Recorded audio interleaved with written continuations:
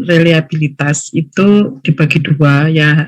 Kalau kemarin saya sudah menjelaskan mengenai validitas reliabilitas untuk penelitian secara umum, jadi hasil penelitian. Kalau ini terkait dengan alat atau peralatan yang digunakan untuk penelitian.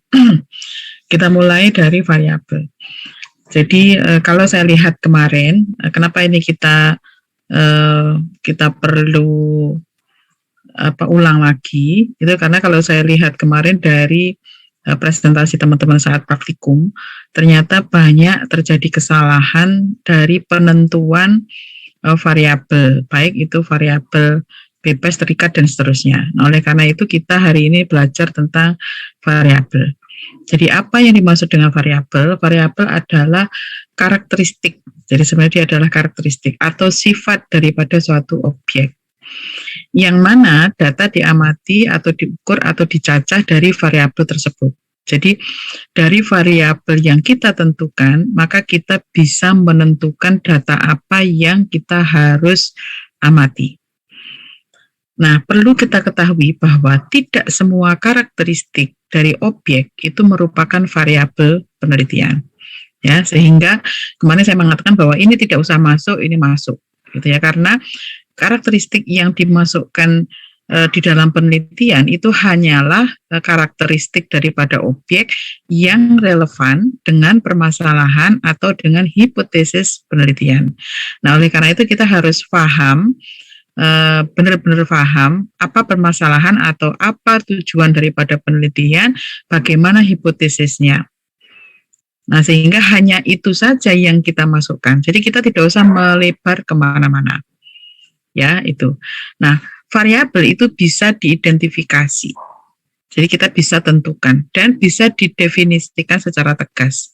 Oleh karena itu biasanya definisi daripada variabel itu dimasukkan di dalam kerangka operasional daripada penelitian.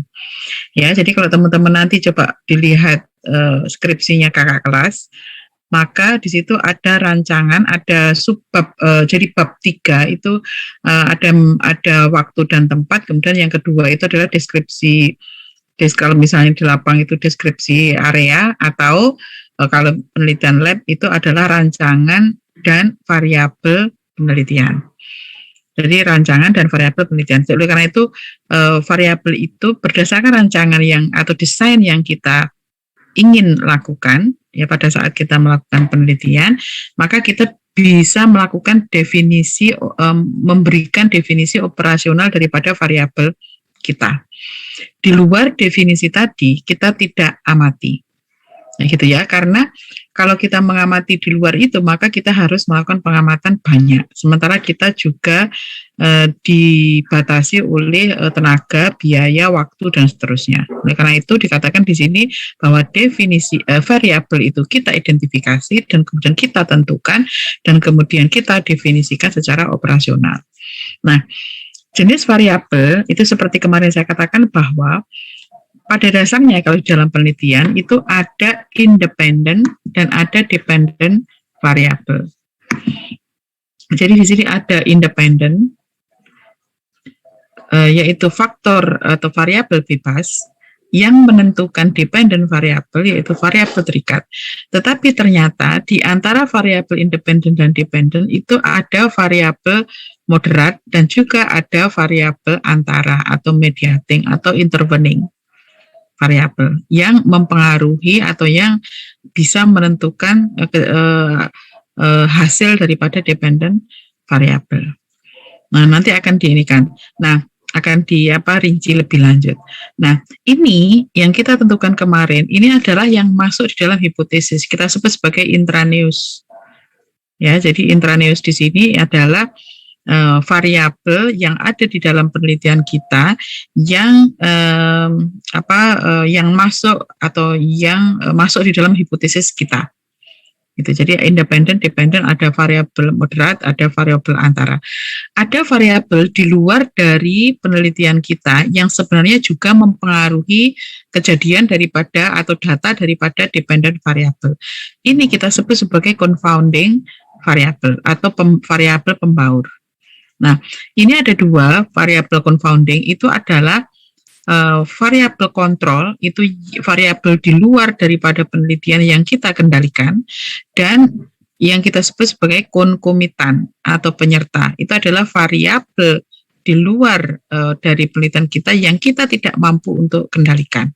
Jadi confounding itu dua, kontrol itu kita kendalikan, yang ini konkomitan ini tidak kita kendalikan. Ya, ini semuanya adalah ekstraneus atau di luar dari hipotesis kita. Ya, oleh karena itu kemarin saya katakan bahwa teman-teman yang penting adalah bisa menentukan ini. Nah, kemudian kalau di dalam penelitian tadi ada kontrol, variabel yang dikontrol, ada confounding variabel kemudian dikontrol, itu dituliskan saja, ya, dideskripsikan. Nah, pengertiannya adalah ini.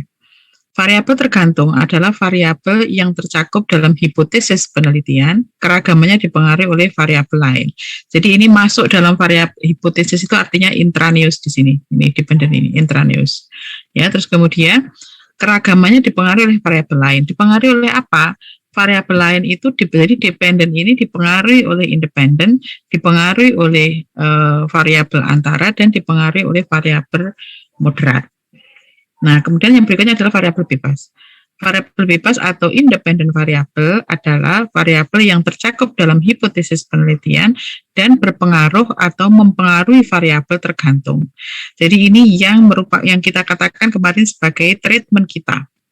Jadi ada di dalam hipotesis, karena kan di dalam hipotesis itu kan menjelaskan mengenai bagaimana hubungan antara variabel bebas dengan terikat.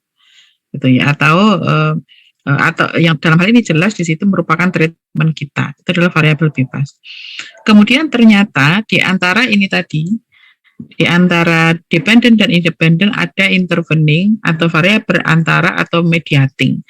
Nah, intervening variabel atau variabel antara adalah variabel yang bersifat perantara dari hubungan variabel bebas dengan variabel terikat. Jadi yang menjadi perantara. Jadi misalnya kualitas misalnya ya aktivitas manusia yang ada di lingkungan. Jadi misalnya di suatu ekosistem, itu untuk mempermudah aja ini ya. Di suatu ekosistem ada aktivitas manusia, yang mana aktivitas manusia ini nanti bagaimana pengaruhnya kepada, saya ingin mengetahui pengaruh daripada aktivitas manusia tadi terhadap kualitas daripada ekosistem mangrove misalnya begitu. Nah, ternyata saya tidak bisa secara langsung mengetahui bahwa aktivitas manusia itu berpengaruh kepada ekosistem, kualitas ekosistem. Tapi saya bisa melihatnya itu dari perubahan kualitas air yang ada di ekosistem mangrove tadi. Misalnya, kalau aktivitas manusia itu berupa misalnya ini ya, manusia tadi melakukan aktivitas pertanian di sekitar daripada mangrove, kemudian dia menyemprotkan beberapa pupuk dan pestisida, kemudian ada runoff dari air hujan yang akan menyebabkan aliran daripada air hujan tadi masuk ke dalam ekosistem mangrove, maka kualitas airnya akan menurun, sehingga pestisidanya akan tinggi. Nah, ini yang kemudian akan mempengaruhi ekosistem mangrove tadi, karena pestisida tadi itu bisa berdampak pada penurunan daripada beberapa biota mangrove. Nah, oleh karena itu disebut sebagai variabel antara kualitas air tadi. Ya, kalau di independennya adalah aktivitas manusia, kemudian dependennya adalah kualitas ekosistem mangrove, maka variabel antara di sini adalah kualitas daripada air, yang mana kualitas air ini berubah diakibatkan oleh aktivitas manusia tadi. Ini yang disebut sebagai variabel antara. Ya, kemudian variabel berikutnya adalah variabel moderat. Variabel moderat tadi letaknya di sini. Jadi kalau antara itu harus melewati ini dulu sebelum ke dependen. Jadi ini misalnya aktivitas manusia, ini adalah kualitas ekosistem mangrove, ini dipengaruhi oleh, ini akan mempengaruhi kualitas air. Kualitas air ini yang baru mempengaruhi kualitas ekosistem mangrove. Kemudian moderat. Moderat posisinya di sini.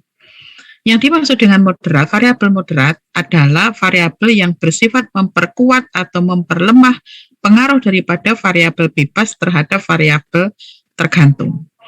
Jadi memperkuat atau memperlemah. di sini ya.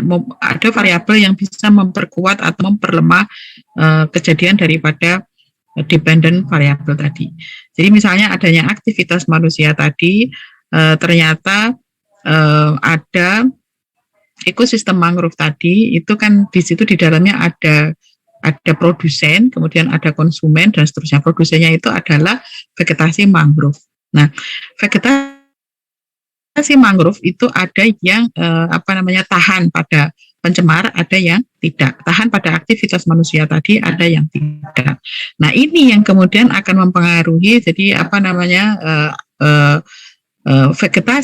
struktur vegetasi mangrove inilah yang akan mempengaruhi kualitas daripada ekosistem tadi. Jadi mempengaruhi dependent. Nah, ini disebut sebagai variabel moderat.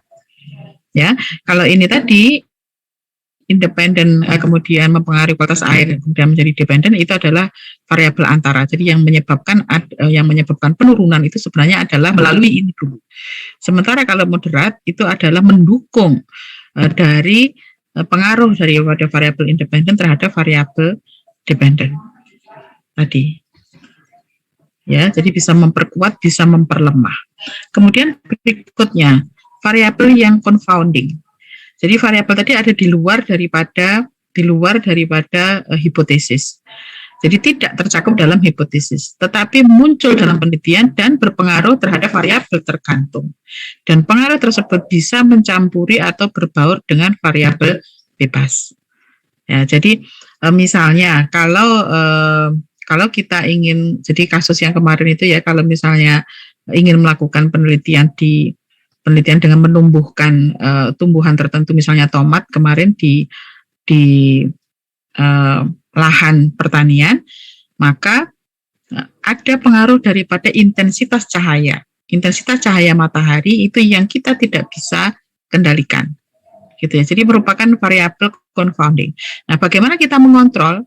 Jadi kalau menjadi variabel kendali atau variabel kontrol yang kita bisa kontrol, itu adalah dengan memberikan tambahan, misalnya kalau di rumah kaca itu misalnya dengan memberi atau di laboratorium dengan memberi tambahan dari lampu, gitu ya, sehingga intensitas cahaya akan sama. Tapi kalau di luar kita tidak bisa kendalikan intensitas cahaya dari matahari, sementara pagi, siang, sorenya berbeda, antara sekarang dengan besok juga berbeda, itu merupakan variabel yang kita sebut sebagai variabel yang ini tadi, konkomitan atau variabel penyerta, di mana kita tidak mampu mengendalikan. Itu ya. Jadi confounding variabel dibagi dua, variabel yang kita bisa kendalikan yang disebut variabel kontrol, dan yang kedua variabel yang tidak bisa kita kendalikan. Nah, pengendalian ini itu bisa dilakukan dengan cara dikatakan di sini sebagai cara eksklusi. Eksklusi artinya mengeluarkan objek yang tidak memenuhi kriteria. Jadi nanti kalau kita menentukan mengambil suatu objek, apakah bisa digunakan untuk penelitian kita atau tidak, maka kita harus melihat daripada karakter daripada objek tadi. Nah, objek tadi bisa kita masukkan, bisa tidak. Nah, kalau kita tidak bisa masukkan, itu namanya adalah eksklusi. Sementara yang bisa kita masukkan memenuhi kriteria kita, itu disebut sebagai inklusi. Nanti di belakang akan dijelaskan. Nah, salah satu caranya supaya kita bisa mengendalikan, selain dengan yang tadi saya katakan, misalnya menambahkan lampu tadi untuk intensitas cahaya tadi, kita bisa juga mengendalikan dengan cara blocking. Jadi analisis rancangannya menjadi rancangan acak blok. Jadi tujuan daripada rancangan acak blok atau kelompok itu adalah membagi objek penelitian menjadi kelompok-kelompok supaya variabel confounding variabelnya itu bisa bersifat homogen. Ya, jadi lebih paham kan di sini ya. Jadi kenapa kemarin mesti kita tanyakan ini dimasukkan dalam variabel di dalam rancangan acak kelompok. Kenapa? Karena peneliti berusaha untuk menghomogenkan pengaruh daripada confounding variabel tadi, yaitu dengan membuat suatu kelompok-kelompok tertentu. Gitu ya. Jadi karena itu, tetapi kalau di lingkungan tadi sudah homogen, maka kita tidak perlu membuat rancangannya acak kelompok tetapi menjadi rancangan acak lengkap. Ya, ada pertanyaan sampai di sini?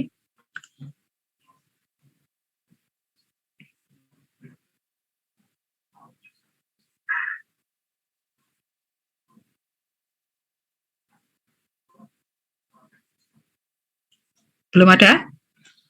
Belum, Bu. Oke. Ya, oke. Ya, jadi kalau seandainya ini variabel tadi tidak dikendalikan, jadi memang kita tidak mampu mengendalikan, maka sebenarnya di dalam proses penelitian kita harus mengamati. Jadi kita harus tetap mengamati, misalnya tadi intensitas cahaya kita menggunakan cahaya matahari, maka kita tetap harus melakukan pengamatan dari data-data intensitas cahaya tadi. Dan untuk melihat bagaimana pengaruhnya terhadap variabel terikat, kita bisa eliminir dengan cara ini. Menggunakan analisisnya itu adalah analisis kovarian atau ANCOVA atau MANCOVA. Kalau MANCOVA itu multivariate, kalau ini itu univariate. Jadi kovariannya itu yang dicek, gitu ya. Jadi ada satu metode untuk mengeliminir atau menghilangkan daripada variabel penyerta di sini atau confounding variabel di sini supaya tidak mempengaruhi variabel terikat, yaitu dengan analisis data yang kita harus lakukan. Ya, nah itu terkait dengan variabel. Jadi saya mohon teman-teman kalau tidak ada pertanyaan artinya teman-teman sudah paham dan kemudian nanti tidak ada kesalahan untuk kita presentasi di minggu terakhir dengan saya yaitu minggu depan. Jadi minggu depan itu kan sudah jatahnya teman-teman yang rancangan acak kelompok dan faktorial. Saya ingin teman-teman variabel-variabelnya itu tidak salah menentukan. Ya, jadi dibaca benar. Ya, ada pertanyaan sebelum kita ke instrumen?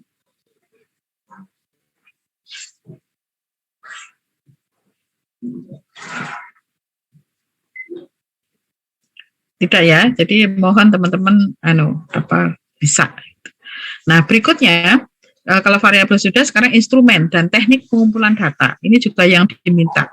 Ini sebenarnya sudah, kalau ini saya kira tidak masalah. Jadi pengumpulan data itu sebenarnya kenapa kita perlu definisikan, karena pengumpulan data ini merupakan bagian penting dari penelitian kita. Data inilah yang kemudian akan kita generalisasi, yaitu dalam suatu kesimpulan. Jadi datanya kita lakukan analisis, kemudian untuk kita generalisasi sehingga data tadi terus kemudian bisa menyimpulkan dari hasil penelitian kita. Apa yang dimaksud dengan data? Data itu adalah kumpulan daripada hasil pengamatan atau hasil pengukuran dari suatu karakteristik yang diteliti. Jadi data itu diambil dari variabel yang kita sudah tentukan tadi. Nah, data tersebut dapat berupa suatu yang diketahui atau yang dianggap atau anggapan ya, atau suatu fakta yang bisa dituliskan dalam bentuk angka-angka, huruf-huruf, simbol-simbol dan lain-lain. Jadi artinya tidak selalu kuantitatif, tetapi bisa kualitatif. Jadi karena itu kemarin kalau ada Browning gitu ya, ada teman-teman yang jurnalnya itu melihat peristiwa suatu eksplan menjadi warnanya browning gitu, kecoklatan, itu adalah merupakan data atau simbol atau data yang kita kumpulkan juga untuk suatu penelitian. Nah, jenis data itu bisa dibagi menjadi beberapa berdasarkan beberapa hal. Yang pertama adalah berdasarkan sumber pengambilan. Berdasarkan sumbernya ini kita bagi menjadi dua, yaitu data yang bersifat primer dan data yang bersifat sekunder. Data primer adalah data yang kita kumpulkan sendiri dari pada saat kita melakukan penelitian tersebut. Jadi kita tidak perlu meminta dari orang lain, tetapi kita mengumpulkan sendiri. Baik itu dari lapang maupun dari laboratorium atau pokoknya yang penting dari tempat penelitian kita. Jadi data asli dari kita itu disebut data primer. Sementara kalau kita mengumpulkan data itu dari sumber orang lain atau sumber instansi, jadi misalnya data BMKG, itu merupakan data sekunder. Ataupun kita bisa mengumpulkan dari data laporan-laporan dari suatu instansi, atau kita melihat dari perpustakaan, itu disebut sebagai data sekunder. Nah, sementara berdasarkan waktu pengumpulannya, ada data time series atau berkala dan ada data cross section. Ya, jadi kalau tadi berdasarkan sumbernya itu ada data primer, sekunder, kemudian berdasarkan waktu pengumpulannya ada time series dan cross section. Nah, apa bedanya? Kalau time series kita mengumpulkan data tadi dari waktu ke waktu. Jadi kita tidak hanya mengambil sekali tetapi beberapa kali. Untuk apa? Untuk melihat bagaimana perubahan daripada data tadi dengan pada waktu yang kita sudah tentukan. Jadi apakah kondisi lingkungan, misalnya apakah musim akan mempengaruhi naik turunnya data tadi. Jadi ataukah siklus tertentu dari suatu hal itu akan mempengaruhi data yang kita kumpulkan itu adalah data berkala. Nah, sementara rata-rata kalau kita penelitian, terutama untuk mahasiswa penelitian skripsi, itu biasanya adalah cross section. Kenapa? Karena kalau time series itu memerlukan waktu yang lama, jadi teman-teman nanti lulusnya terlambat. Sehingga kalau kita biasanya cross section, yaitu data dikumpulkan pada suatu waktu tertentu untuk menggambarkan gambaran perkembangan daripada suatu kegiatan pada waktu tersebut. Oleh karena itu, ini yang kita tuliskan biasanya dalam suatu batasan penelitian. Jadi misalnya bahwa penelitian ini kita lakukan hanya pada musim tertentu, misalnya awal musim kemarau, atau akhir musim hujan, atau awal musim hujan, itu kita tentukan seperti itu. Sehingga dalam hal ini secara implisit kita mengatakan bahwa jika orang lain melakukan penelitian yang sama dengan kita dan kemudian mereka melakukan pada waktu yang berbeda, maka hasilnya bisa jadi berbeda, tidak sama dengan yang kita dapatkan. Gitu ya. Itu dalam rangka untuk generalisasi untuk validitas eksternal dari suatu penelitian. Ya, jadi ingat bahwa kemarin untuk generalisasi kita harus membandingkan dengan hasil penelitian orang lain. Tetapi kalau hasil penelitian orang lain itu dilakukan pada musim yang berbeda, bisa jadi hasilnya berbeda. Nah, sehingga kita tetap mengatakan bahwa hasil penelitian kita bersifat valid. Ya, karena data kita masukkan, kita kumpulkan pada pengumpulannya adalah cross section, kita lakukan pada musim yang berbeda dengan yang dilakukan oleh orang yang ada di dalam jurnal tersebut. Gitu ya. Berikutnya, ada data kualitatif menurut sifatnya. Menurut sifatnya, data dibagi menjadi dua, data kualitatif dan kuantitatif. Kualitatif itu kalau datanya tidak berbentuk bilangan. Tetapi kalau kuantitatif itu berbentuk bilangan atau angka-angka. Itu sehingga semua, jadi ini mudah kalau pokoknya kalau berupa angka ya semuanya data kuantitatif. Kalau tidak deskriptif itu merupakan data kualitatif. Kemudian ini yang kemarin kita minta teman-teman bisa di dalam praktikum menurut tingkat pengukurannya. Menurut tingkat pengukurannya ada data nominal, ordinal, interval, rasio. Data nominal adalah data yang berasal dari pengelompokan peristiwa berdasarkan kategori tertentu. Yang perbedaannya hanyalah menunjukkan perbedaan secara kualitatif. Jadi, data nominal ini termasuk data kualitatif, teman-teman. Sehingga kalau teman-teman kemarin mengatakan, misalnya bahan kimia tertentu NaCl itu dimasukkan nominal. Apanya yang dimasukkan nominal? Kalau data daripada NaCl itu kan kita melihatnya dari kadar ya, kadar NaCl. Kalau kadar itu berarti bukan kualitatif tetapi sudah kuantitatif. Jadi harus hati-hati di sini data nominal. Misalnya kalau teman-teman melakukan pengamatan browning tadi, jadi warna kecoklatan daripada eksplan, itu maka ini adalah termasuk data nominal karena ada warna coklat muda, coklat tua, coklat sangat tua, dan seterusnya. Atau kalau teman-teman misalnya mengamati warna dari air lindi misalnya, warna air lindi itu setiap mata dari responden itu akan mengamati warna air lindi itu berbeda-beda. Ada yang bilang merah, ada yang bilang hitam, ada merah kehitaman, merah kecoklatan, hitam kecoklatan, dan seterusnya. Nah, ini adalah datanya bersifat nominal. Nah, sedangkan data ordinal itu bisa disusun. Jadi datanya merupakan data kategori. Kalau ini tadi data kualitatif, ini kalau ini data kategori. Kategori itu sebenarnya masuk kualitatif, tetapi bisa diurutkan dari nilai rendah, dari tingkatan rendah sampai dengan tingkatan yang tinggi. Jadi misalnya, kalau saya kita teman-teman melakukan pengamatan coverage daripada ini ya, apa namanya, coverage daripada vegetasi, atau misalnya kalau kemarin itu teman-teman ada menggambarkan apa kemarin, coverage dari coverage dari tumbuhan apa yang kemarin dicontohkan teman-teman pada saat presentasi. Dilihat dari atasnya kanopinya. Nah, kemudian dituliskan bahwa coverage-nya itu rendah, sedang, tinggi. Nah, itu merupakan kategori. Jadi datanya bersifat kategori. Atau kalau saya mengatakan bahwa kualitas air itu bisa tidak tercemar, tercemar ringan, tercemar sedang, tercemar berat. Misalnya begitu. Maka ini adalah datanya ordinal. Kalau saya hanya mengatakan bahwa tidak tercemar, tercemar ringan, tercemar sedang, tercemar berat. Gitu ya, itu datanya menjadi ordinal. Tetapi kalau kualitas air tadi kemudian saya breakdown lagi, kita rinci lagi, kualitas air itu bisa melihat dari faktor fisika kimia. Misalnya, dari faktor fisikanya yaitu suhu, maka data itu tidak menjadi data ordinal, tetapi berubah menjadi data interval. Ya, data berasal dari objek kategori diurutkan berdasarkan atribut tentu, dengan di mana jarak antara tiap objek adalah sama, kemudian tidak terdapat nol yang mutlak. Ini merupakan data interval.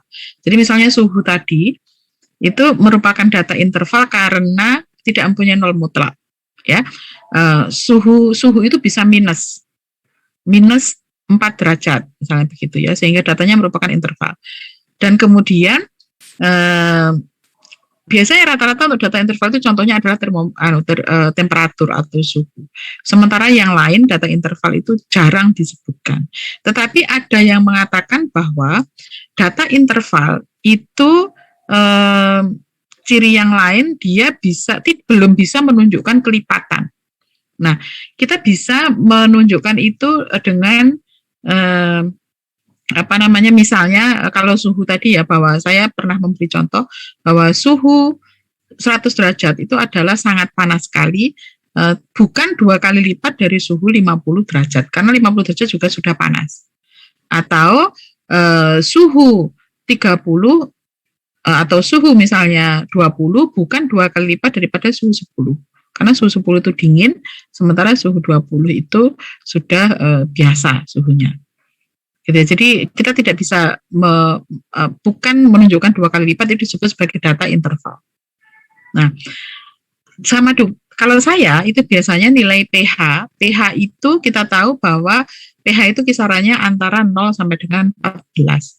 Tidak ada pH yang lebih dari 14. Nah, oleh karena itu kita tidak bisa mengatakan bahwa kalau pH 2 kali lipat daripada pH 8 adalah pH 16, itu tidak bisa. Karena pH 16 itu tidak ada. Nah, oleh karena itu saya memasukkan biasanya data itu sebagai data interval. Tetapi tidak semua peneliti itu mempunyai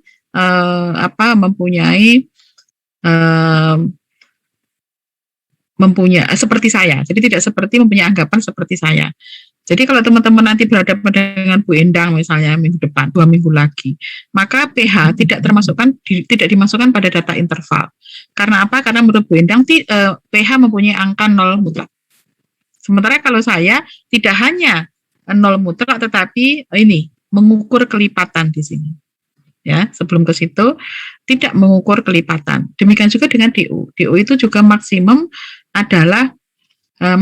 DO itu adalah juga 14 sama dengan pH. Sehingga kalau saya masukkan ke data interval. Tetapi teman-teman silakan mengikuti saya atau mengikuti Bu Endang, itu terserah. Nanti kalaupun teman-teman memasukkan itu harus ada alasannya. Jadi misalnya teman-teman mencari jurnal tertentu dan kemudian jurnal tadi mengatakan bahwa itu termasuk data interval atau data rasio. Kalau dia tidak masuk data interval berarti data rasio. Gitu ya. Data rasio itu ada titik nolnya absolut, kemudian dia bisa mengukur kelipatan. Jadi menunjukkan ukuran yang sebenarnya. Dan kemudian biasanya dia kalau di rata-rata itu mempunyai koma gitu. Jadi apa bedanya? Kenapa kita perlu melakukan menentukan apakah data kita termasuk nominal ataukah ordinal ataukah interval atau rasio? Karena ini nanti akan menentukan analisis datanya. Ya, ini tadi kalau ringkasannya seperti ini, jadi nominal itu hanya sekedar membedakan. Terus kemudian nominal hanya ini ya, tetapi tidak bisa urutan.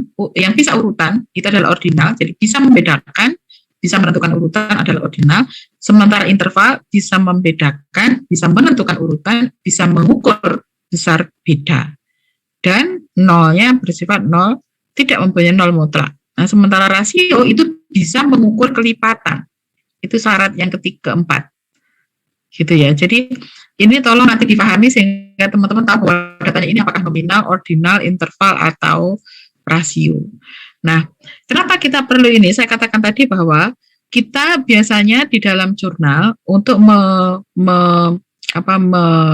menuliskan hasil daripada penelitian kita, maka biasanya data kita sangat banyak, ada beberapa ulangan, maka kita harus menuliskannya dalam bentuk pemusatan, tendensi sentral daripada data kita. Jadi pertumbuhan tadi itu rata-rata pertumbuhannya segini, gitu ya. Jadi tidak berkisar antara sekian sampai sekian, tidak seperti itu.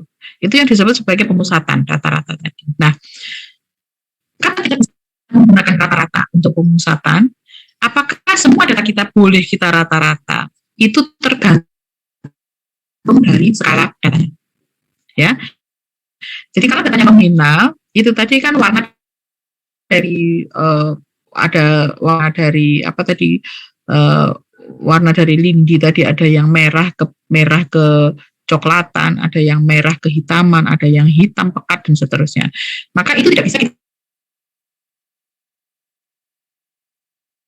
kita membuat rata-rata, tetapi kita bisa mencari modusnya.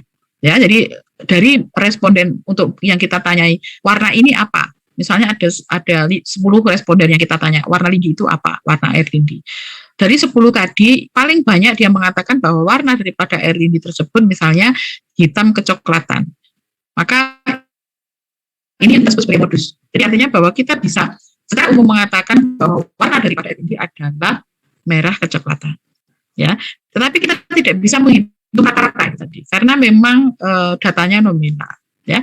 Terus kemudian ordinal.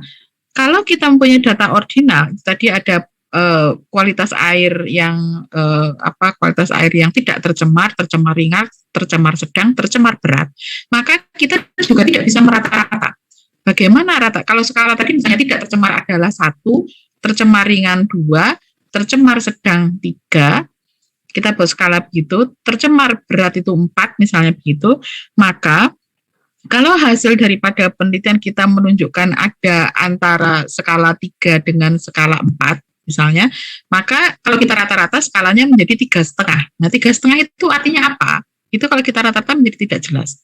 Karena di ordinal tadi kan 1 tadi kan menunjukkan tidak tercemar, 2 tercemar ringan, 3 tercemar sedang, 4 tercemar berat. Nah, kalau 3,5 itu menjadi apa? Antara tercemar sedang dengan tercemar berat. Yang dimaksud antara itu seperti apa? Nah, oleh karena itu, untuk skala ordinal sama dengan nominal, kita bisa mencari modus atau mencari median. Ya, saya kira modus atau median teman-teman sudah tahu rumusnya. Nanti kalau belum tahu, carilah sendiri. Kemarin di analisis statistika saya kira sudah diberi. Jadi kalau median itu titik tengahnya, jadi kalau 10 tadi berarti 5 dengan 6 itu kemudian kita bagi 2. Itu kan median yang mana yang ini? Kalau modus itu yang paling banyak muncul. Gitu. Kemudian skala yang berikutnya adalah interval. Nah, skala interval ini itu boleh kita mencari rata-rata, boleh juga kita mencari modus, boleh juga kita median. Demikian juga dengan rasio. Nah, oleh karena itu, kalau coba ya dilihat teman-teman dari hasil penelitian skripsi kakak kelas, rata-rata mereka menuliskannya dalam bentuk min atau rata-rata. Nah, tetapi mohon teman-teman misalnya mencari skripsinya kakak kelas yang penelitiannya misalnya sosial, gitu ya. Ada ekologi sosial, misalnya gitu. Mereka kemudian Kalau mereka menuliskannya rata-rata, itu berarti menurut skala pengukuran data ini, tendensi sentral rata-rata untuk data yang ordinal atau nominal adalah tidak diizinkan. Gitu ya. Kalau misalnya dipublikasikan secara internasional, maka tidak boleh. Gitu ya, sehingga terjadi kesalahan di situ. Oleh karena itu teman-teman jangan sampai terjadi kesalahan di dalam penentuan jenis data, skala pengukuran data, dan akhirnya nanti akan menentukan bagaimana tendensi sentralnya tadi. Tendensi sentral inilah yang kemudian kita akan bahas di dalam hasil dan pembahasan. Ada pertanyaan sampai di sini?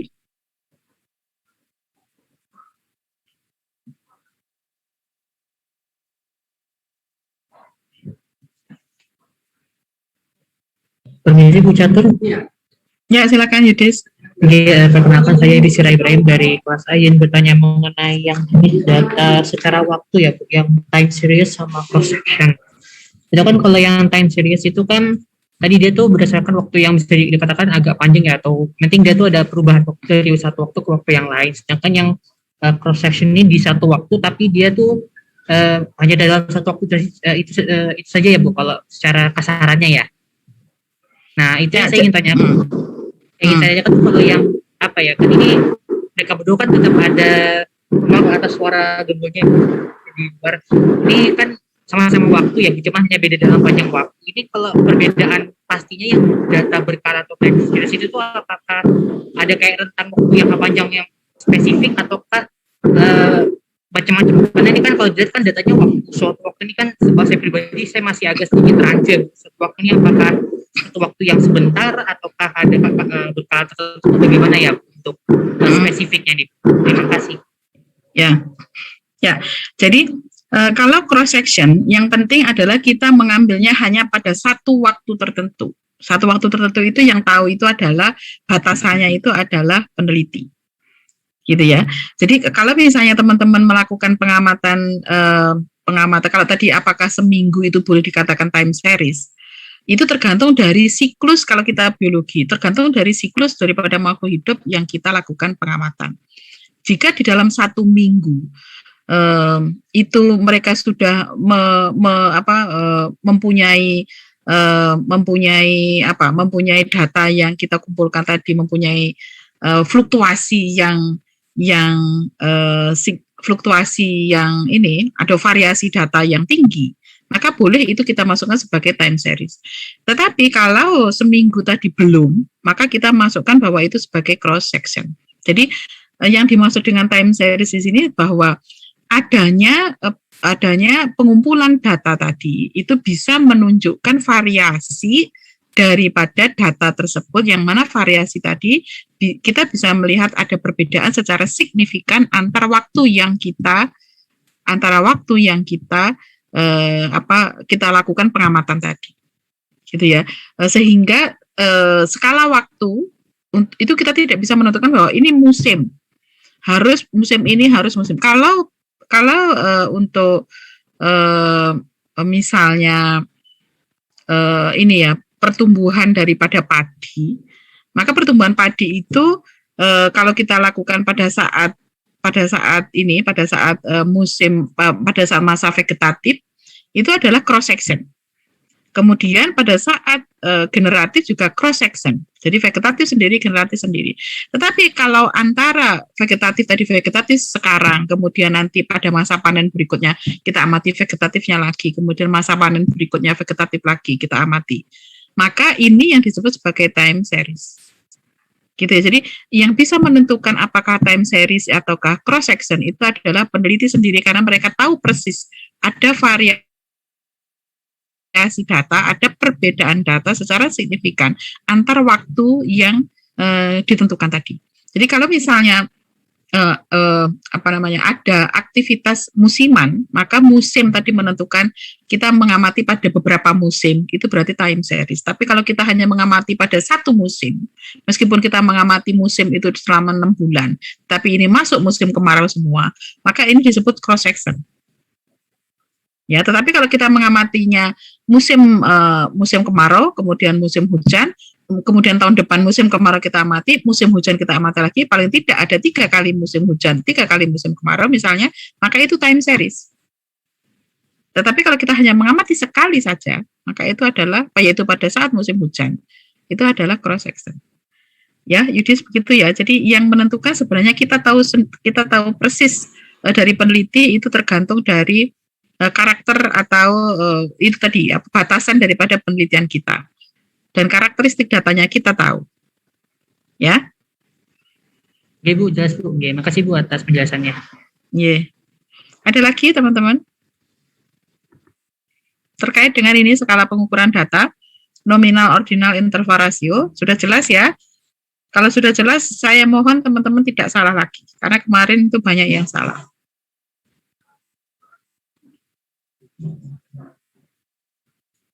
Oke, tidak ada, kita lanjutkan. Ini yang saya katakan tadi, bahwa kenapa kita perlu secara betul memasukkan jenis data kita berdasarkan skala pengukuran tadi. Karena ini nanti pada akhirnya, pada saat akhir kita selesai mengumpulkan data, kita melakukan analisis data, itu ditentukan oleh jenis data. Jika data kita nominal dan ordinal, maka kita tidak boleh melakukan analisis data secara parametrik. Tetapi kita hanya boleh analisis data yang nominal ordinal itu adalah non-parametrik. Sedangkan jika data kita interval rasio, maka kita boleh melakukan analisis data secara parametrik. Gitu ya. Jadi non-parametrik dengan parametrik itu berbeda. Nanti saya kira teman-teman sudah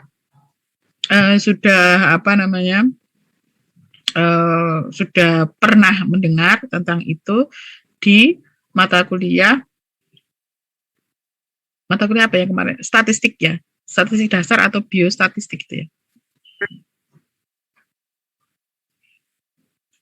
Ya, dan mungkin kalau teman-teman masih bingung antara parametrik non-parametrik, maka teman-teman boleh nanti mengambil mata kuliah ekologi komputasi.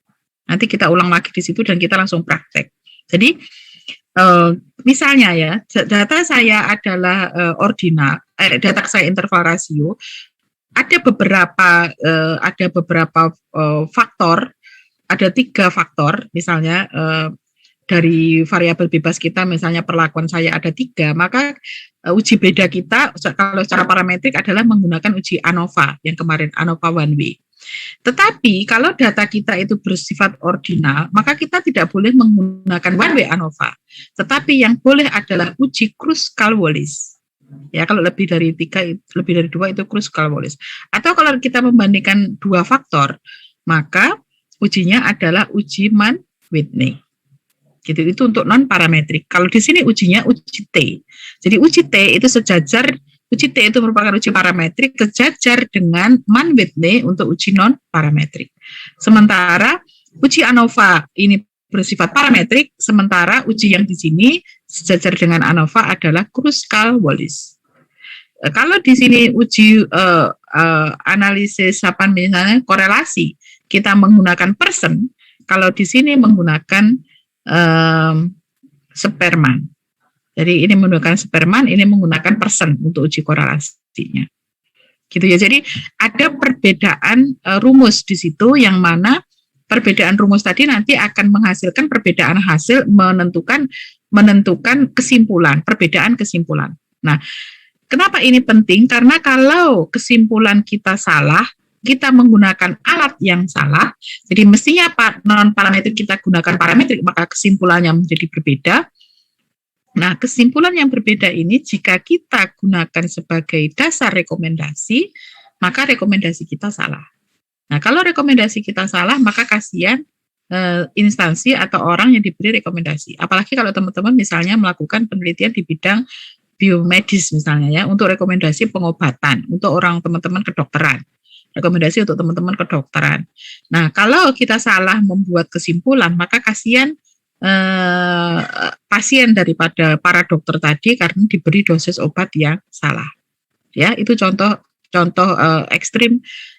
Kalau kita salah kita menentukan data, kemudian akhirnya salah melakukan cara analisisnya, sehingga kesimpulan menjadi salah, kemudian rekomendasi juga salah. Ada pertanyaan sampai di sini?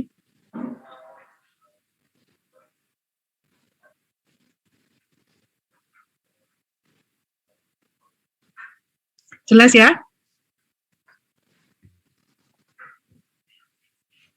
Oke, kalau jelas kita lanjutkan. Nah, tadi saya sudah menjelaskan adalah tentang jenis data. Nah, bagaimana kita mengumpulkan data? Mengumpulkan data kemarin teman-teman juga diminta menuliskan instrumen penelitian. Jadi instrumen penelitian itu adalah alat yang digunakan untuk mengumpulkan data. Instrumen ini memenuhi syarat secara akademis sehingga bisa digunakan untuk mengukur suatu objek yang mana data itu kita kumpulkan dari variabel yang kita sudah tentukan, dari variabel penelitian kita. Nah, oleh karena itu instrumen tadi itu kalau kita melakukan penelitian di biologi itu biasanya adalah alat-alat yang kita gunakan untuk mengumpulkan data dari variabel terikatnya. Jadi kalau kemarin teman-teman misalnya ada alat untuk mengukur misalnya datanya itu data variabel dependennya itu adalah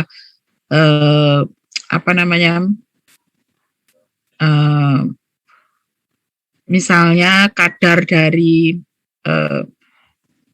misalnya berat dari kemarin itu berat daripada tanaman, maka alat ukurnya itu adalah timbangan. Timbangannya itu yang seperti apa? Mampu mengukur berapa desimal di belakang atau berapa angka di belakang koma atau desimalnya berapa.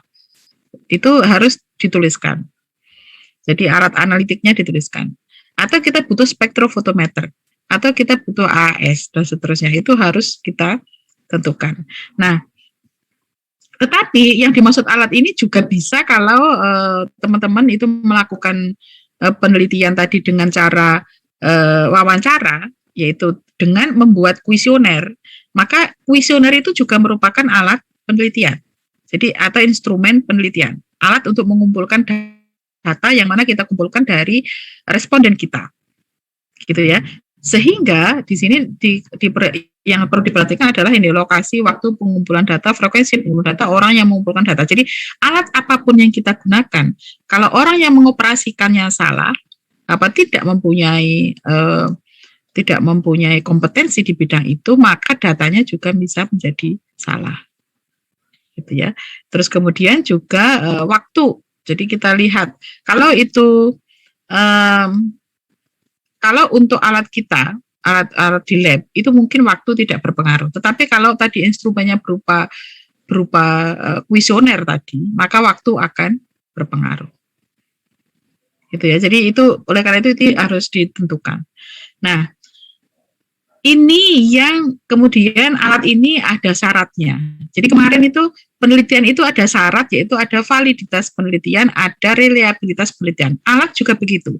Jadi ada dua macam validitas dan reliabilitas. Yang satu adalah validitas dan reliabilitas hasil penelitian, sementara yang ini validitas dan reliabilitas daripada instrumen atau alat penelitian. Jadi valid atau sahih atau tepat atau jitu itu ada valid secara kualitatif, valid secara kuantitatif. Secara kualitatif dapat mengukur apa yang akan diukur. Jadi artinya kita bisa membedakan. Sementara kuantitatif itu ada variasi berdasarkan objek. Jadi data tadi koma sekian di belakang tadi desimal tadi itu secara kuantitatif itu bisa dilihat. Tetapi kalau secara kualitatif tidak bisa dilihat. Jadi tergantung dari validitas daripada alatnya. Demikian juga dengan reliabilitas. Kapan saja, di mana saja, siapa saja yang melakukan analisis, maka alat tadi hasilnya adalah sama atau dikatakan di sini acak atau konstan.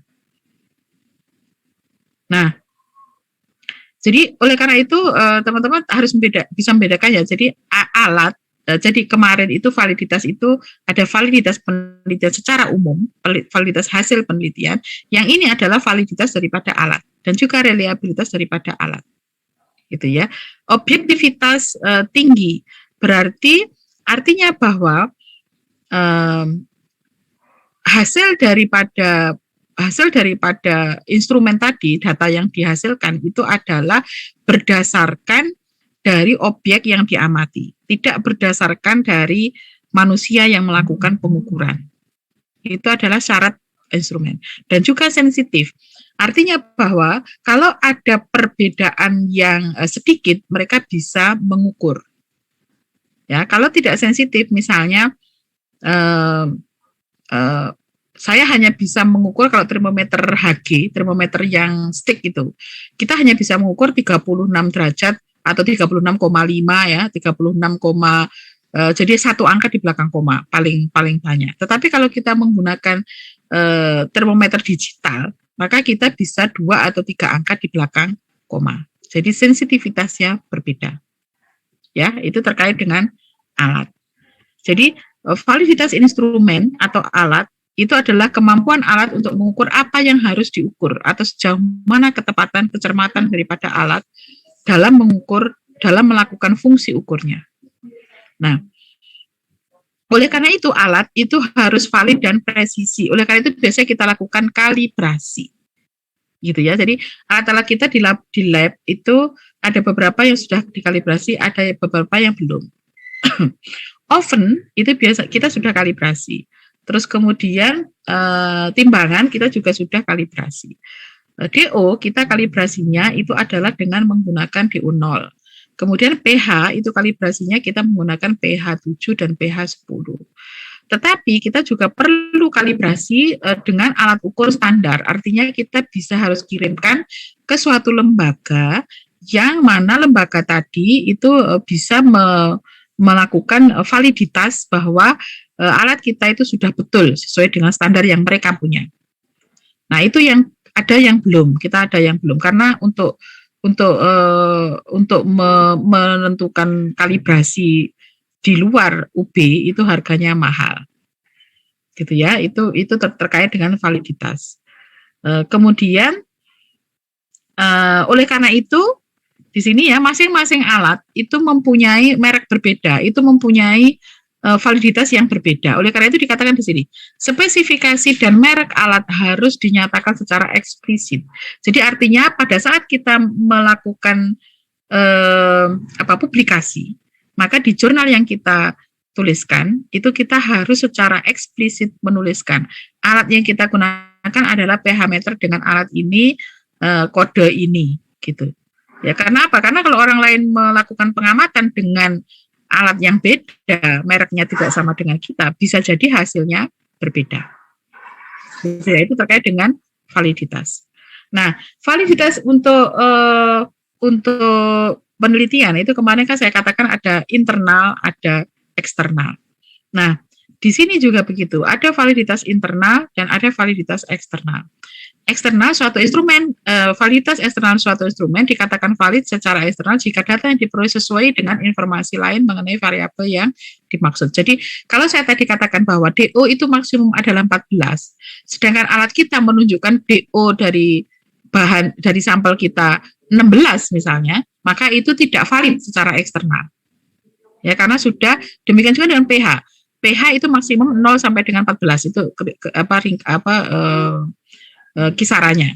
Kita mengukur pH 16, maka itu juga salah, tidak valid secara eksternal karena tidak sesuai dengan informasi lain tentang variabel yang dimaksud. Artinya alat kita tidak valid, alat kita sudah rusak. Kemudian validitas internal, bila terdapat kesesuaian antara bagian instrumen dengan instrumen secara artinya bahwa jika kita mengukur sampel yang berbeda, maka hasilnya berbeda. Itu adalah validitas internal. Jadi kalau saya mengukur air sumur saya dengan DO meter misalnya, dengan air sumur air PDAM yang ada di laboratorium ekologi, maka hasilnya akan berbeda DO-nya. pH juga akan berbeda. Itu disebut sebagai validitas internal dari instrumen kita. Jadi kalau sampelnya berbeda, hasilnya berbeda. Tetapi kalau validitas eksternal, nilai sekian itu sudah normal atau sudah wajar berdasarkan atau jika kita bandingkan dengan hasil penelitian daripada orang lain atau sesuai dengan informasi dari variabel yang dimaksud. Gitu ya. Ada pertanyaan sampai di sini teman-teman? Jadi ini tentang validitas dan reliabilitas itu kemarin ada validitas penelitian.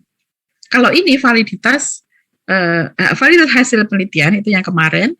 Kemudian yang ini validitas dari alat atau instrumen. Ya.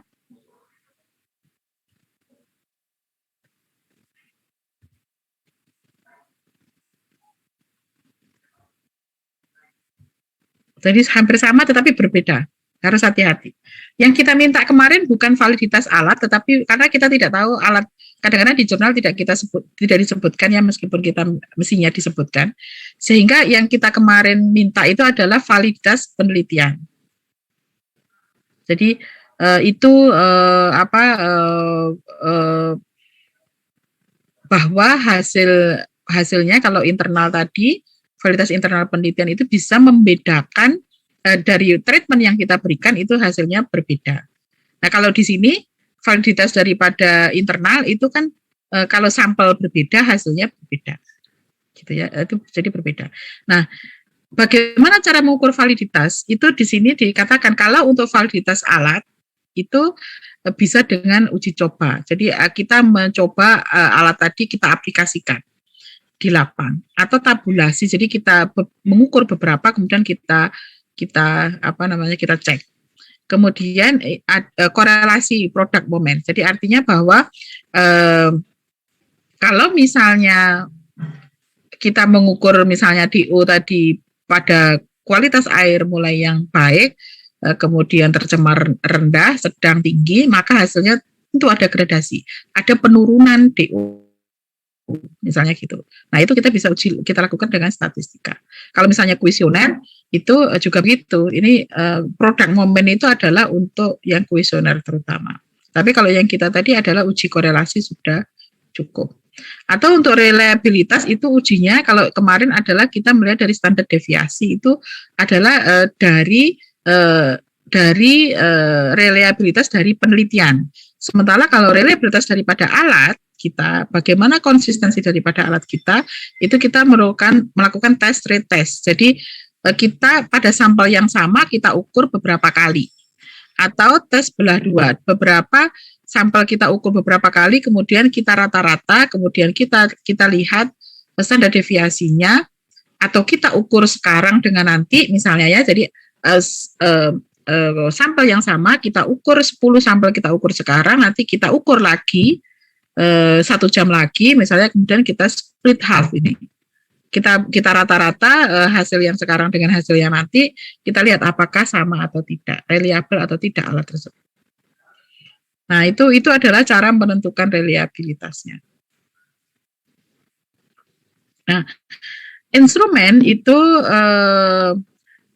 tadi adalah alat untuk mengumpulkan data kita. Di sini dikatakan ada 2 cara bagi peneliti untuk memperoleh instrumen, yaitu mencari dan menggunakan instrumen yang sudah ada. Itu adalah yang kita lakukan di biologi. Jadi alatnya sudah ada, atau kita bisa menggunakan instrumen yang dibuat oleh peneliti lain. Jadi artinya bahwa bisa jadi peneliti lain, jadi misalnya teman-teman fisika itu bisa menghasilkan alat yang bisa digunakan untuk mengukur beda dari objek yang kita amati. Itu adalah instrumen yang dari peneliti lain. Atau bisa juga menggunakan, misalnya kalau tadi kuesioner untuk yang sosial, itu kuesioner yang sudah dibuat orang lain, kemudian kita pakai. Itu boleh juga. Ya, jadi itu instrumennya seperti itu. Nah, di sini ini adalah bagaimana cara kita menentukan indikator daripada alat kita. Jadi misalnya konsepnya adalah gizi. Jadi ini kenapa akhirnya tiba-tiba kita mengukur kemarin itu ada yang mengukur misalnya untuk pertumbuhan itu mengukur hasil panen, kemudian mengukur apa teman-teman kemarin itu tinggi tanaman, jumlah daun dan seterusnya.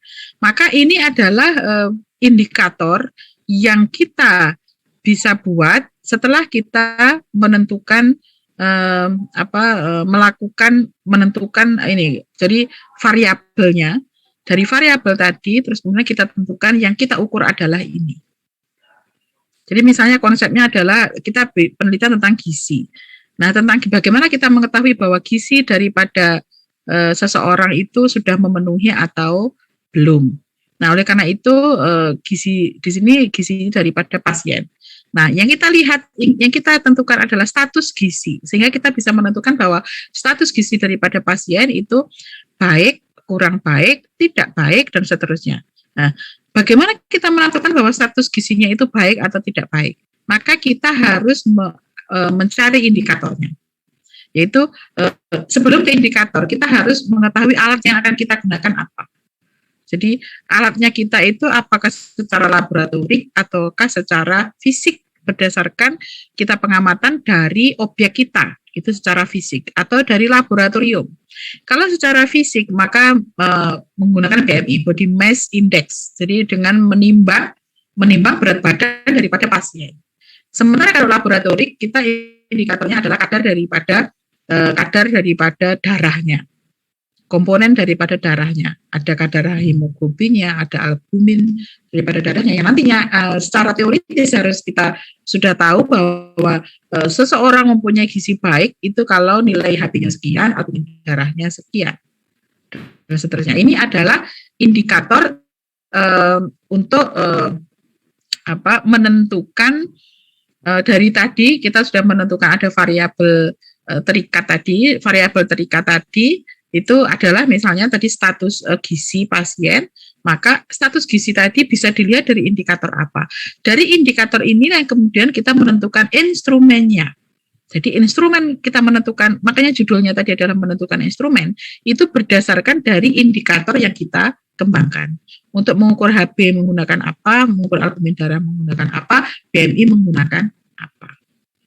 Gitu ya. Jadi penentuan instrumen itu tergantung dari konsep yang kita turunkan menjadi variabel, kita turunkan menjadi indikator. Gitu. Jadi ini saya kira. Terus kemudian kita definisikan. Nah, jadi ada definisi operasional.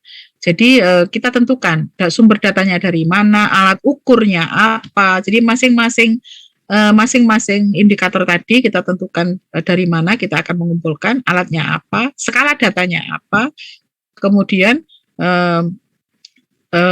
unit analisis atau per sampel itu bagaimana. Jadi artinya bahwa misalnya menjadi satuan daripada hasil analisisnya itu adalah apa, itu kita harus tahu, sehingga kita tahu skalanya juga, gitu ya. Jadi itu saling keterkaitan. Jadi misalnya, jadi dari variabel yang kita tentukan, misalnya tentang kualitas air tadi ya, supaya mudah ya kita.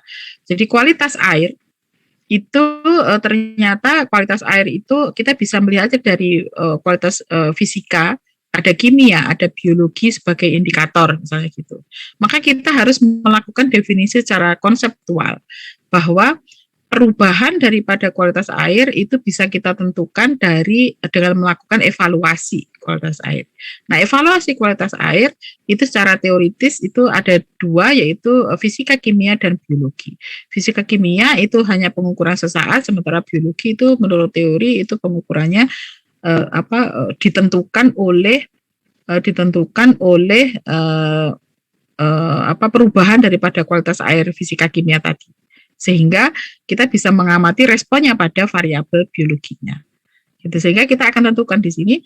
Dari di sini kemudian kita tentukan bahwa yang akan kita tentukan adalah kualitas fisika, kimia, dan biologi. Biologinya misalnya bentos sebagai indikator misalnya. Kemudian kita tentukan fisikanya itu apa, parameternya misalnya suhu, kemudian konduktivitas, sementara kimianya ada BOD, ada COD, ada nitrat, fosfat, dan seterusnya, dan biologinya itu adalah struktur komunitas, jadi ada INP, ada nilai indeks diversitas, ada beberapa indeks biotik daripada bentos. Nah, ini adalah cara menentukan indikator. Dari indikator ini baru kita breakdown, oh ini alat yang digunakan adalah ini. Gitu ya. Jadi kita berpikirnya kalau pada saat membuat penelitian itu berpikirnya dari tujuan kita, kemudian kita breakdown menjadi variabel apa yang kita amati. Kemudian kita membuat hipotesis, baru kemudian setelah itu membuat kerangka konsep dan kerangka operasionalnya. Gitu ya. Setelah itu baru kita menentukan desainnya, dan baru kemudian kita menentukan mengumpulkan data, instrumennya apa, dan seterusnya. Oleh karena itu saya katakan kemarin bahwa teman-teman kalau seandainya kita ini teman-teman sudah semester depan harus memikirkan skripsi, itu harus dimulai dari sekarang. Karena apa? Karena perenungan untuk mencari problem tadi itu tidak sebentar, tetapi membutuhkan waktu yang lama. Kita harus perenungan tadi, kemudian kita bandingkan dengan beberapa dasar teori yang ada, baru kita membuat kerangka konseptual. Nah, kerangka konseptual inilah yang kemudian nanti akan menentukan kita menuju ke kerangka operasionalnya. Gitu ya. Itu terkait dengan hubungan antara variabel, kenapa kita harus tahu variabel, hipotesis, kemudian instrumen. Nah, sementara kalau untuk pengumpulan data tadi kemarin cukup teman-teman menuliskan hanya dengan observasi, atau kalau ada kuesioner itu survei atau komunikasi. Gitu. Itu sudah cukup. Ya, ini tidak ada masalah saya kira. Jadi terkait dengan data. Jadi observasi itu termasuk pengukuran di lab, itu adalah observasi. Saya kira ini tidak perlu. Ada pertanyaan sampai di sini?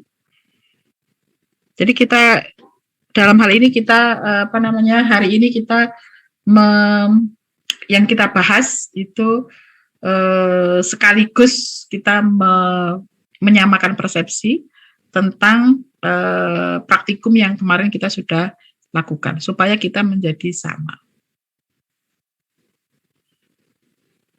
Ya, kalau ada pertanyaan silakan.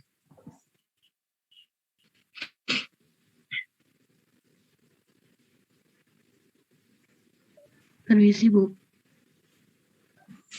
Iya, saya Aura dari kelas izin bertanya.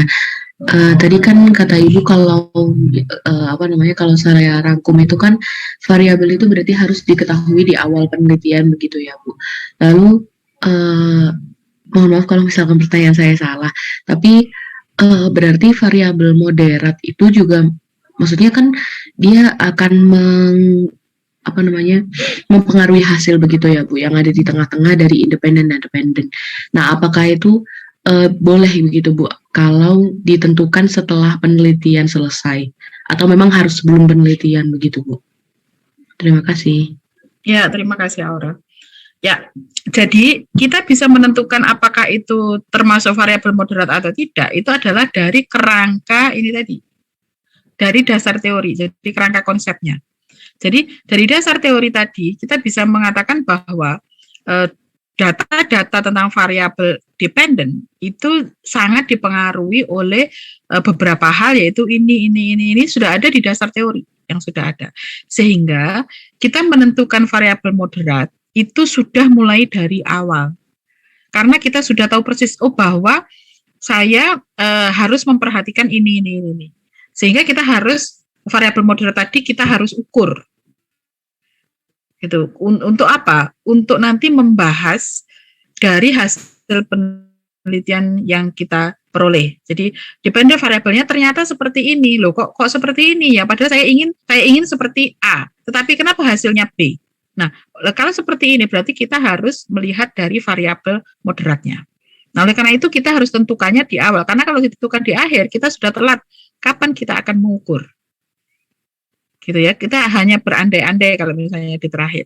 Padahal kita tidak mempunyai bukti. Jadi nanti di pembahasan tadi kita bisa menunjukkan bahwa ini hasilnya ternyata bahwa indeks diversitas daripada jadi saya melakukan misalnya ya, saya melakukan uji ini, saya ingin melakukan fituremediasi dari air lindi tadi, air lindi ya, air dari TPA, yaitu air lindi, yang mana air lindi itu bisa menurunkan kualitas air. Kemudian air lindi oleh TPA itu biasanya dibuang langsung ke alam sehingga dia akan menurunkan kualitas air. Nah, oleh karena itu kita harus lakukan misalnya fituremediasi untuk meningkatkan kualitas air. Nah, kemudian saya ambil air ini tersebut di laboratorium, kita bawa ke rumah kaca, kemudian kita lakukan proses fitoremediasi dengan berbagai hidromakrofita.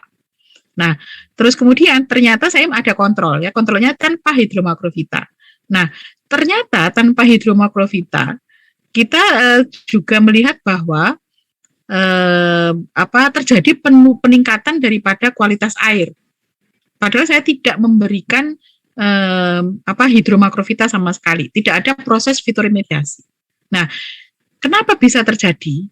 Nah, secara teoritis itu kita tahu bahwa proses fitoremediasi itu memang dilakukan oleh hidromakrofita, tetapi dibantu oleh mikroba yang ada di situ.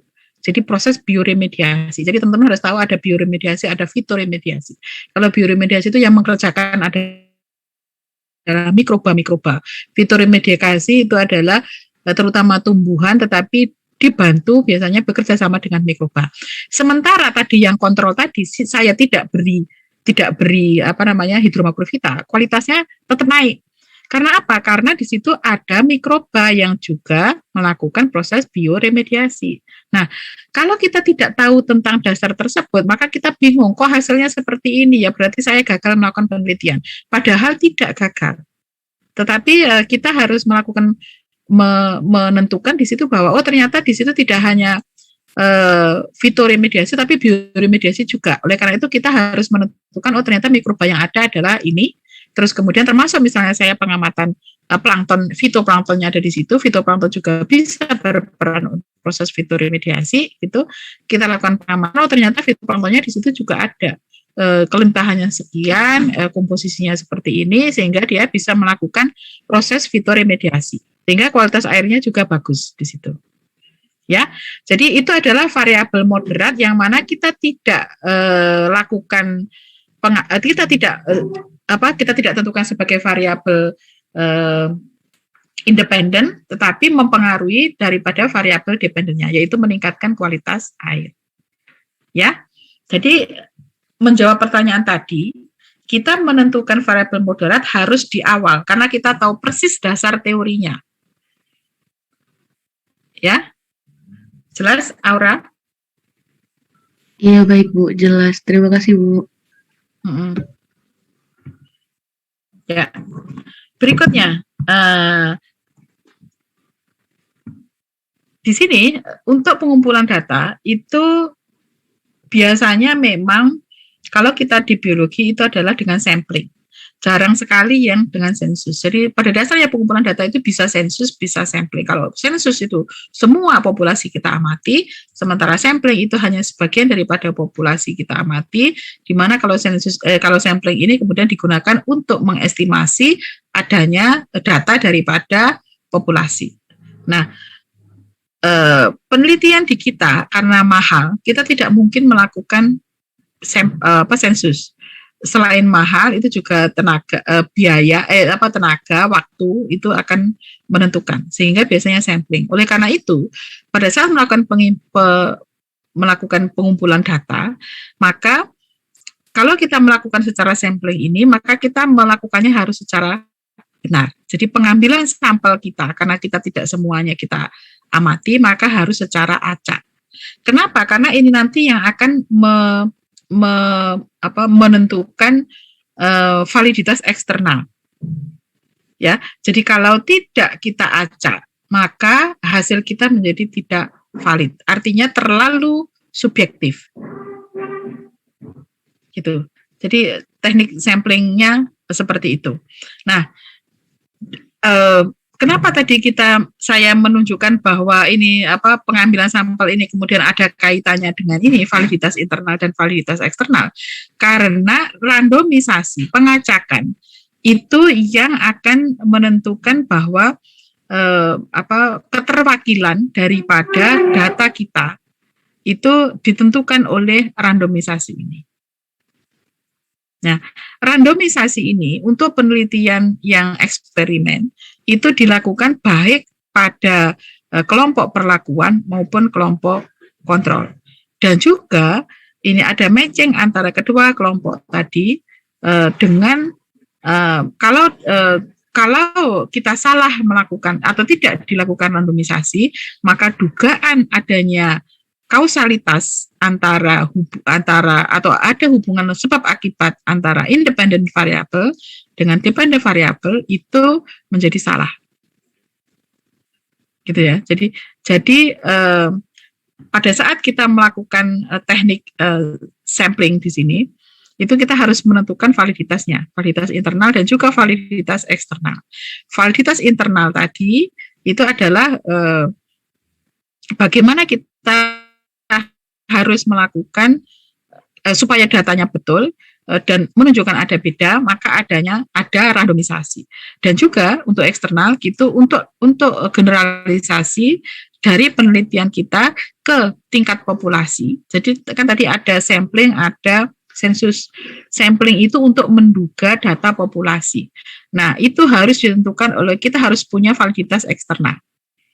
Jadi supaya generalisasi kita itu betul pada tingkat populasi, kesimpulan kita betul, sehingga rekomendasi juga betul, gitu ya. Jadi oleh karena itu yang ini slide ini itu hanya menekankan bahwa kita perlu ada randomisasi supaya kita validitas penelitian kita tinggi, baik itu internal maupun eksternal. Jadi validitas eksperimen ini yang kemarin sebenarnya saya ingatkan lagi bahwa validitas internal itu untuk menjawab apakah pertanyaan kita ataukah apakah hasil penelitian kita itu berbeda antar independent variable. Jadi untuk menjawab apakah perlakuan kita itu memberikan efek. Nah, jaminannya itu adalah jaminan validitas internal itu adalah adanya kontrol, jadi perlakuan kita adanya kontrol dan ada replikasi, yaitu ada ulangan. Dan juga untuk kontrol di sini kenapa? Karena supaya kita tahu bahwa treatment kita itu berbeda dengan kontrol. Itu validitas internal. Jadi validitas internal tadi menjawab apakah perlakuan memberikan efek. Nah, kalau perlakuan kita misalnya kita memberi misalnya kemarin kadar daripada hormon tertentu IAA yang digunakan misalnya ada 0,5, 0,1, kemudian ada 10. Itu apakah berbeda atau tidak? Nah, supaya kita tahu bahwa yang kita berikan berbeda, paling tidak ada yang tidak diberi IAA, yaitu kontrol di sini. Dan juga ada replikasi. Oleh karena itu kemarin saya minta teman-teman untuk yang true eksperimen itu untuk melihat validitas ditambah dengan penentuan replikasi apakah sudah betul atau tidak, yaitu dengan rumus yang itu T-1 dikali T-1 dikali N-1 harus lebih dari sama dengan 15. Ya. Itu adalah rangka untuk melihat validitas internal. Sementara validitas eksternal itu untuk menjawab apakah hasil eksperimen dapat digeneralisasi ke populasi. Nah, ini jaminannya adalah randomisasi. Jadi, teman-teman tidak salah kalau mengatakan kemarin bahwa validitas internalnya itu dilakukan karena di situ ada perlakuan kontrol dan juga ada replikasi sekian.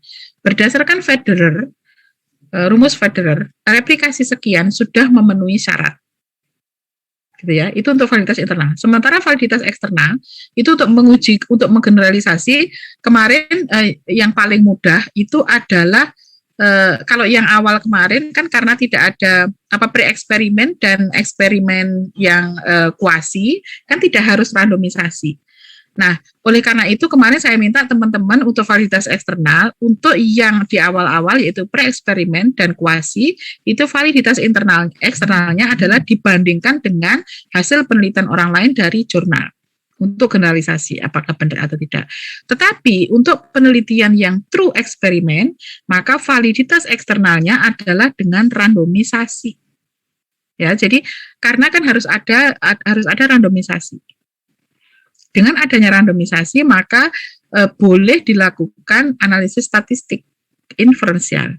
Nah, kalau hasil daripada analisis statistik inferensial ini bisa melakukan generalisasi pada tingkat populasi. Dan kemudian baru generalisasi ini kita bandingkan dengan penelitian hasil orang lain atau kita bandingkan dengan dasar teori yang ada. Gitu ya teman-teman. Jadi tolong teman-teman memahami bahwa tadi ada hak validitas hasil eksperimen itu sama dengan yang kemarin, tetapi ada beda validitas hasil eksperimen antara yang pre-eksperimen dengan eksperimen yang kuasi dengan sekarang true eksperimen.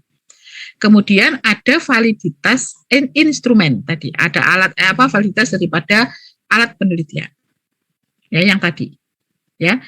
Nah, terus kemudian kalau yang ini eksperimen, yang true eksperimen itu validitas jaminan daripada validitas internalnya adalah adanya kontrol, jadi perlakuan kontrol, dan ada replikasi. Ini gunakanlah federal. Sementara validitas eksternalnya adalah dijamin di situ ada randomisasi. Baik randomisasi untuk menentukan siapa yang diberikan perlakuan, atau siapa yang dijadikan kontrol, ataupun randomisasi pada saat sampling daripada data. Jadi penentuan atau pengumpulan data. Ya, itu jadi sangat kompleks seperti itu. Nih, dikatakan, nih ya, seorang peneliti bisa mencapai validitas internal dan validitas eksternal, namun dalam hal tertentu, validitas eksternal sulit dicapai, di mana batasan populasi sulit dibuat. Jadi, pada saat kita membuat atau menentukan problem atau permasalahan penelitian, maka biasanya ditanya, apa batasan daripada penelitian ini? Batasan penelitian itu untuk menentukan batasan populasi di sini ya, sehingga artinya bahwa penelitian kita itu berlaku di mana? Apakah ini berlaku umum untuk seluruh data di dunia itu kita generalisasikan bisa seperti itu? Ataukah hanya yang ada di daerah tropik saja, ataukah itu terjadi hanya di Pulau Jawa saja?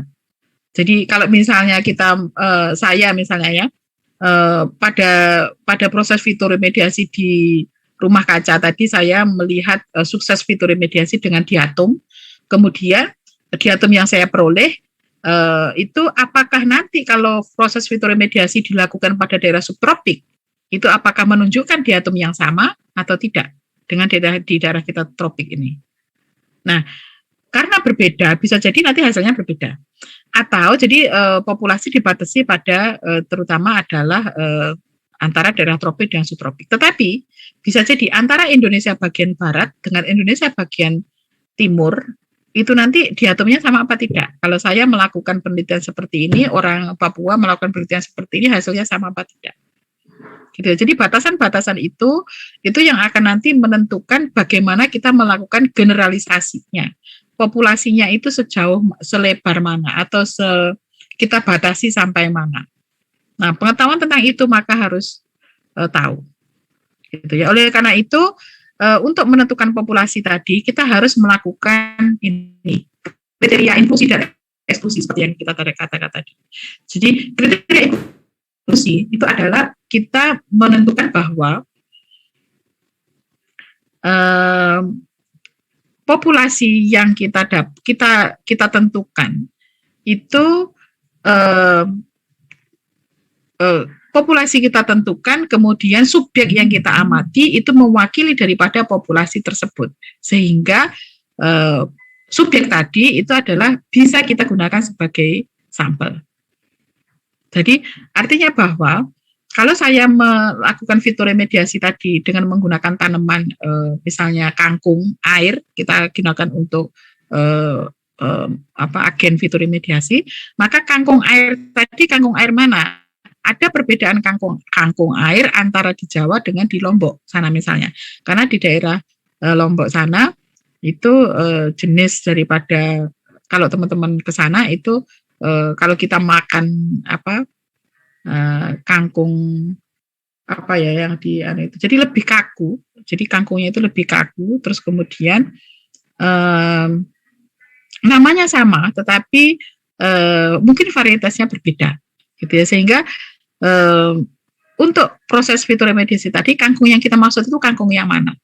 Kangkung yang ada di Jawa ataukah kangkung yang ada di sana? Apakah nanti kalau orang Lombok melakukan penelitian sama dengan saya dengan menggunakan kangkung mereka hasilnya sama atau tidak? Nah, itu menentukan kriteria inklusi. Jadi perlu ada pertimbangan ilmiah. Kalau sudah ada bukti, ada data bahwa ada variasi genetik antara kangkung di sini dengan di sana, maka kita masukkan bahwa ini ya kangkung di sini saja yang dimasukkan dalam populasi, tidak yang di sana. Tetapi kalau perbedaan secara genetik tadi rendah atau tidak ada perbedaan secara genetik, maka populasi kita bisa kita luaskan lagi. Gitu ya, itu kriteria inklusi. Sementara kriteria eksklusi itu di mana subjek yang ada itu tidak mewakili daripada sampel kita.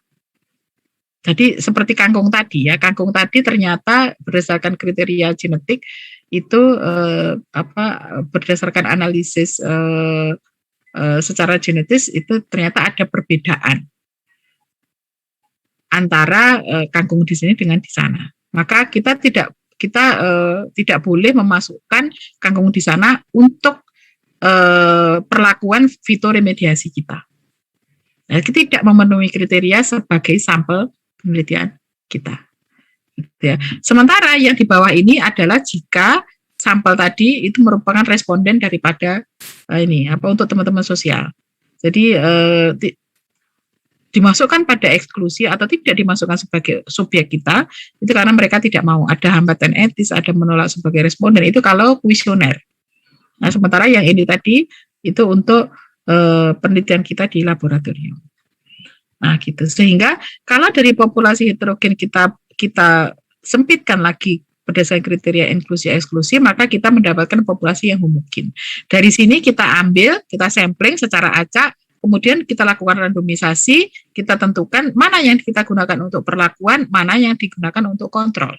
Nah, gitu. Jadi keperluan daripada randomisasi ini tadi itu adalah untuk menentukan supaya populasi kita homogen sehingga generalisasi kita menjadi betul. Nah, oleh karena itu tadi kan ini tadi adalah menyangkut dengan ini tadi jaminan daripada validitas eksternal. Randomisasinya menjadi randomisasi. Generalisasi kita menjadi betul. Kesimpulan kita menjadi betul. Karena apa? Karena populasinya sudah kita buat lebih homogen. Gitu ya. Itu artinya bahwa kalau kesimpulan kita benar, orang lain melakukan penelitiannya sama, hasilnya akan sama. Ya, ada pertanyaan sampai di sini, silakan.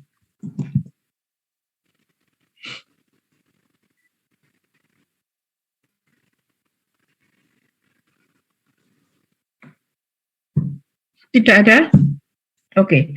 Kalau tidak ada, kita masih punya waktu sekitar 10 menit, teman-teman. Ini minggu depan saya akan mengadakan kuis. Halo, apakah suara saya kedengaran masih? Masuk, Bu. Terdengar, Bu. Ya, oke. Jadi saya akan membuat kuis. Pertanyaannya hampir sama dengan yang ada di sini. Teman-teman, saya sudah mengupload, jadi nanti tolong ini dicek. Coba ya, kalau misalnya ini, coba dibaca. Saya beri waktu berapa? 5 menit? Tidak ada 5 menit, jangan, waktunya habis.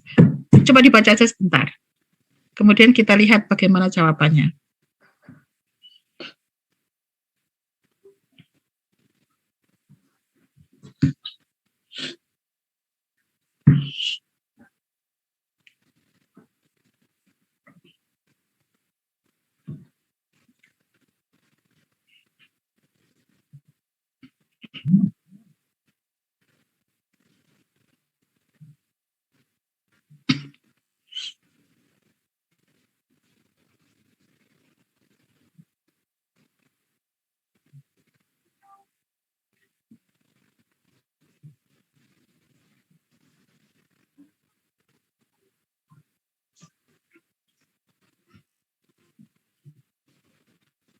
Sudah selesai membacanya?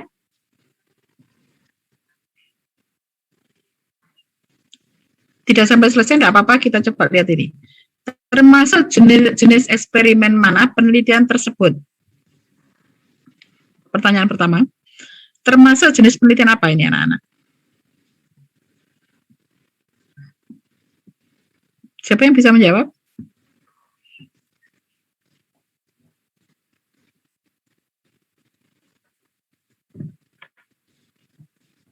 Ini latihan kuis minggu depan.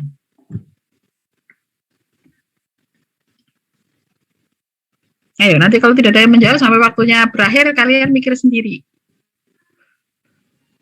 Sudah 9+1 ini.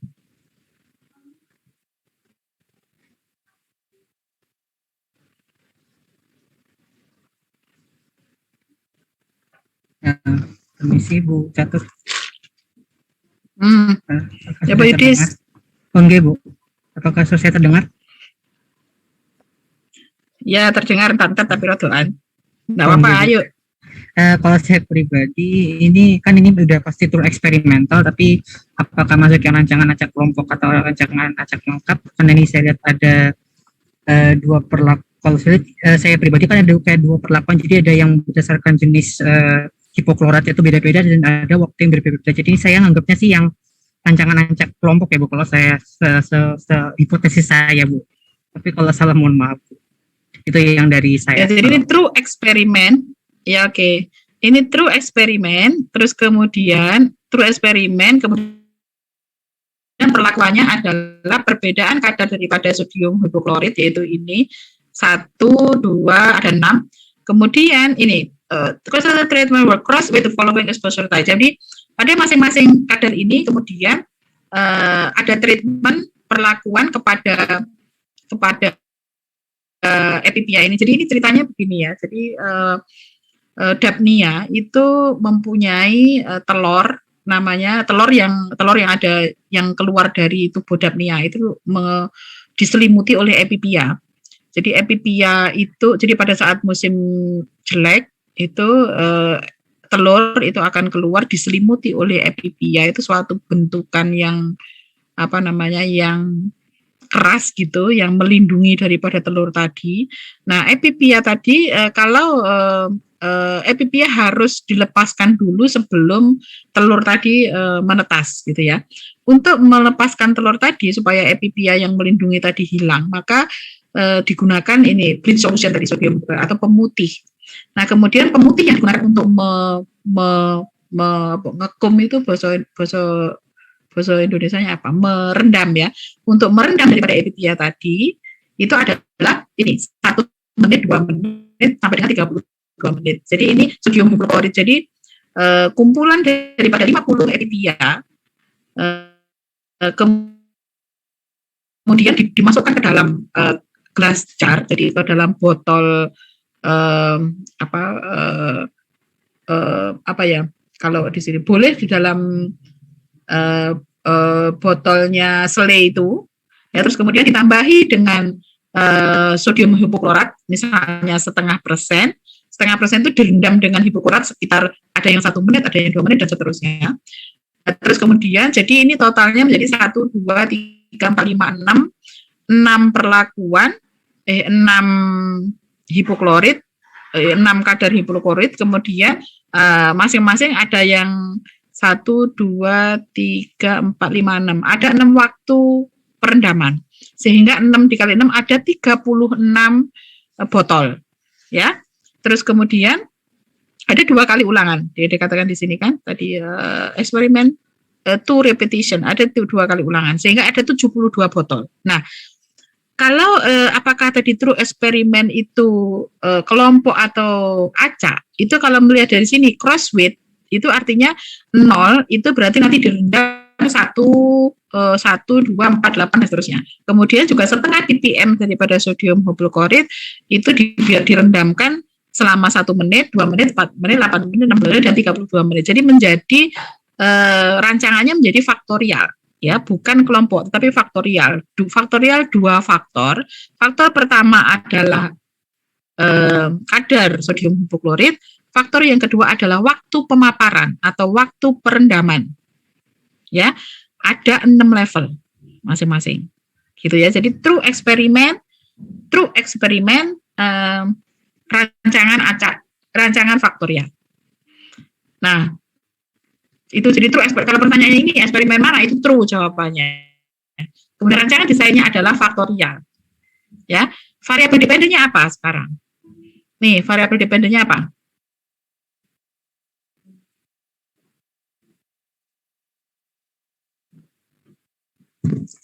Waktu ini piro rek? Wis luwih 6. Jadi variabel dependennya itu adalah yang diamati di sini. Kita lihat bahwa ini yield of total head rate. Jadi kecepatan daripada penetasan. Jadi jumlah panen atau jumlah yang menetas. Terus kemudian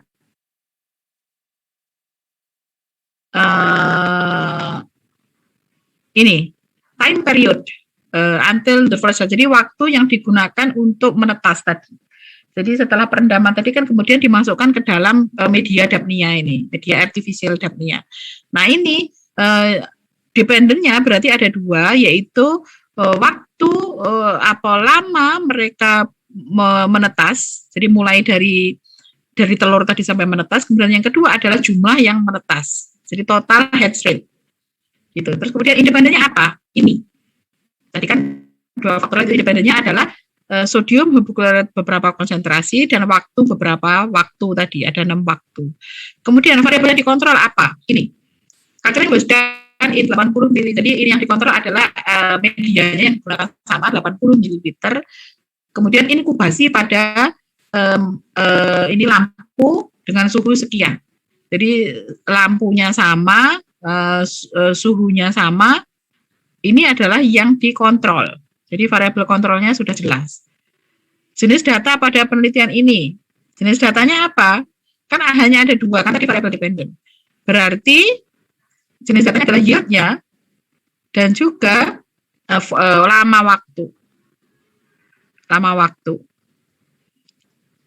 Sekian menit dan sekian menit. Itu termasuk apa? Nanti tolong ya, tolong dipikirkan.